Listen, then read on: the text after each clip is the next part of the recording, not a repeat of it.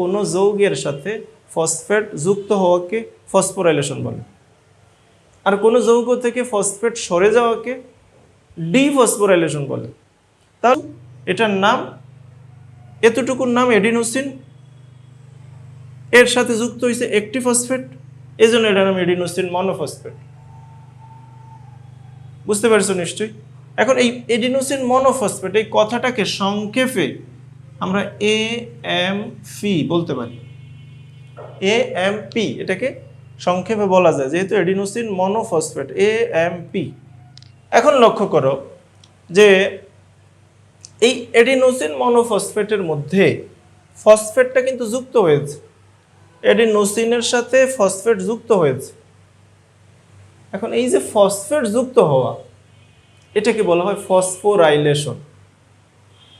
কোনো যৌগের সাথে ফসফেট যুক্ত হওয়াকে ফসফোরাইলেশন বলে। তাহলে এখানে তো ফসফেটটা যুক্ত হয়েছে এটার সাথে, নিউক্লিওসাইডের সাথে, কাজে এই ফসফেটটা যুক্ত হওয়ার কারণে এই যে ঘটনাটা, এটার নাম একটা ফসফোরাইলেশন। তোমরা কি ফসফোরাইলেশন কাকে বলে মনে রাখতে পেরেছো? তাহলে এখান থেকে যদি আমি ফসফেটটাকে সরিয়ে দিই তাহলে এটা হবে ডিফসফোরাইলেশন, আর ফসফেটটাকে যদি যুক্ত করি তাহলে ফসফোরাইলেশন। এখন ফসফেট তো আরও যুক্ত করা যায়, আমি এই এডিনোসিন মনোফসফেটের সাথে আরেকটা ফসফেট যুক্ত যদি করি, তো সেই যুক্তটা আমি কোন দিক দিয়ে করব? এখানে আমাদের জানা রাখতে হবে, মনে রাখতে হবে যে ফসফেটটা যুক্ত হবে এখন কার সাথে? প্রথম যে ফসফেটটা সে তো যুক্ত হয়েছে সুগারের সাথে, এখন দ্বিতীয় ফসফেটটা কার সাথে যুক্ত হবে? সেই ফসফেটটা যুক্ত হবে আগের ফসফেটের সাথে, এই ফসফেটের সাথে যুক্ত হবে। এখন এই যে ফসফেট যুক্ত এই প্রথম যৌগটার নাম ছিল AMP, এটার নাম AMP, এখন তার সাথে ফসফেট আরেকটা যুক্ত হইল, তাহলে এটাও তো একটা ফসফোরাইলেশন, এটাও একটা ফসফোরাইলেশন। এবং এখানে আরেকটা ফসফেট যুক্ত হওয়ার কারণে ফসফেট হইল দুইটা, তো দুই মানে ডাই, তাহলে এখন তৈরি হয়েছে এডিনোসিন ডাইফসফেট। তো আমরা এখানে মনোবাদ দিয়ে আমরা এটাকে লিখতে পারি এডিনোসিন ডাইফসফেট, ডাইফসফেট। তাহলে আমার AMPর জায়গায় কি লিখবো? ADP, ADP, adenosine diphosphate. কিভাবে তৈরি হলো? তৈরি হয়েছে AMP এর সাথে একটা ফসফেট যুক্ত হয়ে এখন ADP হয়েছে, তাহলে এটাও একটা ফসফোরাইলেশন। এখন ADP থেকে যদি একটা ফসফেট সরে যায় তাহলে AMP হবে, সেটা হবে একটা ডিফসফোরাইলেশন, সেটাও একটা ডিফসফোরাইলেশন। এখন এই ADP এর সাথে, এই ডিপি এর সাথে যদি এখন আমি আরেকটা ফসফেটকে যুক্ত করি তাহলে কি হবে? তাহলে হবে ATP, এডিনোসিন ট্রাইফসফেট। ট্রাই মানে 3, তখন আমরা এখানে ডাই এর জায়গায় দিব ট্রাই, তাহলে আমরা এখন এটাকে ট্রাই করে দিই, এডিনোসিন ট্রাইফসফেট। ADP এর জায়গায় আমরা লিখে ফেলি ATP, ATP। তাহলে ATP, আমরা এখানে 3টা ফসফেট লক্ষ্য করতেছি, তাহলে এটা এডিনোসিন ট্রাইফসফেট। কেন? যেহেতু 3টা ফসফেট, এবং এই যে 3টা ফসফেট হইল, এর আগে তো 2টা ফসফেট ছিল, 2 ফসফেট ছিল, এটার নাম ছিল ADP, এডিনোসিন ডাইফসফেট। এখন একটা ফসফেটকে যুক্ত করলাম, হইল ট্রাইফসফেট, কাজে এটাও একটা ফসফোরাইলেশন, এটাও একটা ফসফোরাইলেশন। তাহলে ADP এর সাথে এই ঘটনাটা কিভাবে ঘটে লক্ষ্য করো। ADP, এডিনোসিন ডাইফসফেট, এটার সাথে যুক্ত হয় কোনো ফসফেট, এবং এই ফসফেটটা হলো একটা অজৈব ফসফেট, ফসফেট ইনঅর্গানিক বা ইনঅর্গানিক ফসফেট। যুক্ত হওয়ার কারণে তৈরি হইল ATP, ATP, এটা একটা ফসফোরাইলেশন। এখন প্রশ্ন যে এই ফসফোরাইলেশনটা হইল কোথায়? এটা তো হয়েছে ক্লোরোপ্লাস্টের ভিতরে, ক্লোরোপ্লাস্টের ভিতরে। এখন ক্লোরোপ্লাস্টের ভিতরে সূর্যের আলোর সহায়তায় এই যে ফসফেট ইনঅর্গানিকটা বা অজৈব ফসফেটটা ADP এর সাথে যে যুক্ত হইল, এই যুক্ত হওয়ার জন্য যে বন্ধনটা তৈরি হয়েছে, এই বন্ধন তৈরিতে যে শক্তি ব্যবহার হয়েছে, সেই শক্তিটা হয়েছে সৌরশক্তি। এখানেই সৌরশক্তিটা ব্যবহার হয়েছে। তাহলে এই সৌরশক্তিকে ব্যবহার করে ADP এর সাথে অজৈব ফসফেট যুক্ত করে ATP তৈরির এই প্রক্রিয়াটা, এটা ফসফোরাইলেশন, এবং যেহেতু আলোর উপস্থিতিতে হয়েছে বা আলোর সাহায্যে হয়েছে, এজন্য এটা ফটোফসফোরাইলেশন। তাহলে তোমরা নিশ্চয়ই বুঝতে পারতেছো যে ফটোফসফোরাইলেশন এক প্রকার ফসফোরাইলেশন। ফটো কেন? যেহেতু আলো ব্যবহার হয়েছে। এটা সালোক সংশ্লেষণের সময় হয়। আর তোমরা জেনে গেছো যে সালোক সংশ্লেষণের দুইটা ধাপ বা দুইটা পর্যায় আছে, দুইটা ভাগ আছে, আলোক নির্ভর পর্যায় আর আলোক নিরপেক্ষ পর্যায়। যেহেতু এটা আলোর ব্যবহার হয়েছে, তাহলে এটা আলোক নিরপেক্ষ পর্যায় হবে না, এটা আলোক পর্যায় হবে। আর এটা কোথায় হয়? ক্লোরোপ্লাস্টের কোন জায়গায় হয়? এটা হয় ক্লোরোপ্লাস্টের গ্রানার মধ্যে। তোমাদের এই কথাটা মনে রাখা খুব দরকার যে ক্লোরোপ্লাস্টের মধ্যে এই যে ক্লোরোপ্লাস্ট, এই ক্লোরোপ্লাস্টের মধ্যে যে এই যে থাইলাকয়েডগুলো আছে, এই যে থাইলাকয়েডের সমন্বয়ে যে এটাকে বলে গ্রানা, গ্রানাম এক বচনে, বহু বচনে বলে গ্রানা।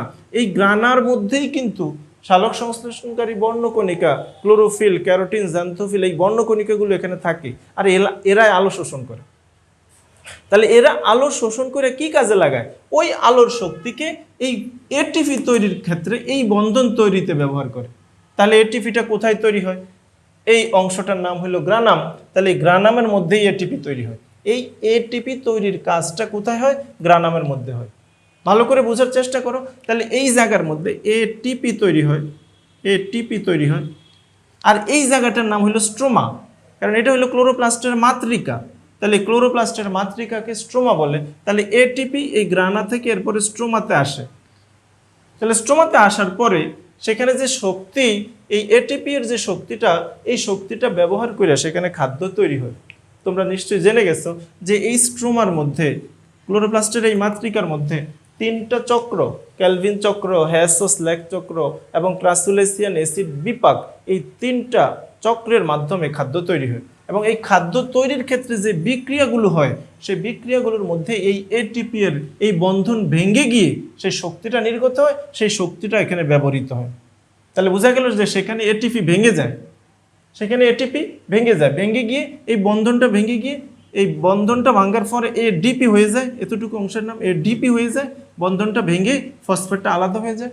তো বন্ধন ভাঙার দ্বারা কি হলো? শক্তি নির্গত হইলো। আর সেই শক্তিটাই এখানে যে বিক্রিয়াগুলো হয়, সেই বিক্রিয়ার মধ্যে ব্যবহৃত হয়। এখন ফসফেটের বন্ধন ভেঙে গেল, তো ফসফেট আলাদা হয়ে গেল। তাহলে এটা কি ফসফোরাইলেশন না ডিফসফোরাইলেশন?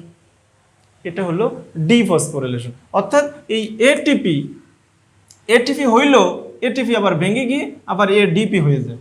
অর্থাৎ এটিপি থেকে পিআই বা ফসফেট ইনঅর্গানিকটা সরে যায়, আবার এডিপি হয়। তাহলে সেটা হলো ডিফসফোরাইলেশন। তাহলে ডিফসফোরাইলেশনের দ্বারা এটিপি এডিপিতে পরিণত হয়। এটা হলো ডিফসফোরাইলেশন। এখন সেখানে যাইয়া এই এটিপি ভাঙে গেল, আমরা এটা এভাবে লিখতে পারি, এটিপি এটা থেকে মাইনাস হয়ে গেল, ফসফেট ইনঅর্গানিকটা মাইনাস হয়ে আবার এডিপি হয়ে গেল। এখন তোমরা বলো যে এডিপিটা কোথায় তৈরি হয়? এডিপি কি গ্রানাতে হইল না স্ট্রোমাতে হইল? এডিপিটা হয় স্ট্রোমাতে। এবং এটিপি থেকে এডিপি হওয়া, এটাকে বলা হয় ডিফসফোরাইলেশন। এটার নাম আমরা বলতে পারি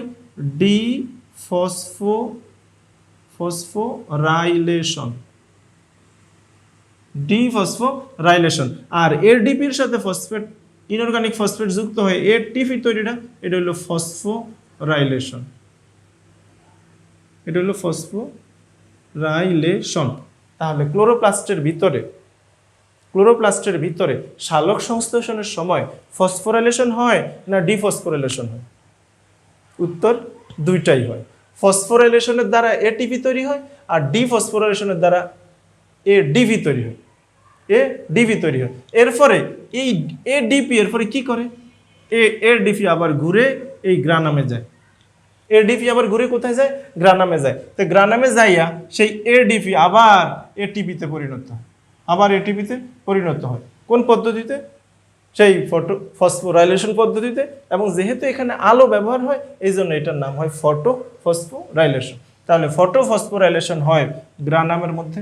আর এই ফটোফসফোরাইলেশনের দ্বারা যে এটিপি তৈরি হয়, সেই এটিপি স্ট্রোমাতে এসে ভেঙে যায়, ভেঙে গিয়ে পরবর্তীতে সে আবার শক্তি সঞ্চয়ের জন্য, এটাকে রিচার্জেবল ব্যাটারির সাথে তুলনা করা হয়েছে।